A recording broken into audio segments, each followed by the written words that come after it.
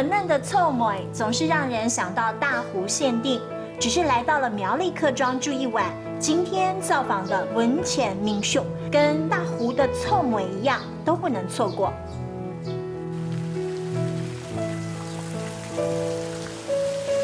顺着这条小径，我们就要来到民宿了。在这里真的有远离尘嚣的氛围，只是我现在脚步好像停不下来，因为我好想要金文浅，因此呢，赶快跟着我去 check in 咯。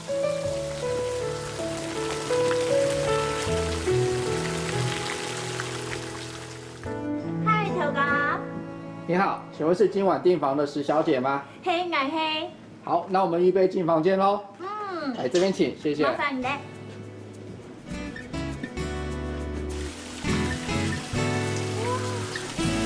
这一大片美景，还有这整个阳台，都是我们的吗？是的，这都是你今天会享受到的美景哦。那我们由这边进房间。好。欢迎。杨黑娘点捧。哇，好漂亮哦！真的有特色哎。我们这个房间都是以纯原木打造的呢。对啊，很漂亮。可是今天有点冷，我比较想要知道哪里可以金文浅。好的，文浅也是我们这里的特色之一呢。来这边请。好。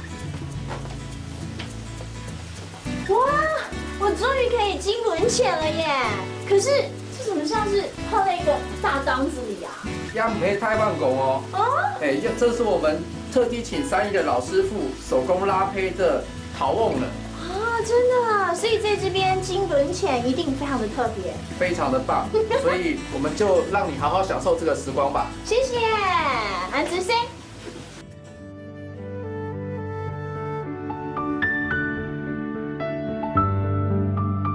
在这里金文浅真银懂用苏。不过呢，如果说你是比较喜欢隐秘的朋友，在这里泡汤非常的舒服。但如果你想要饱览山水风光的话，外面还有大众池供您选择。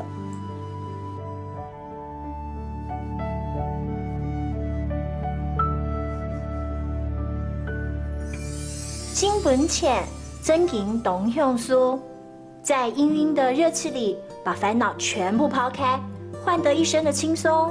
桐花湖畔，让你偷得浮生半日闲。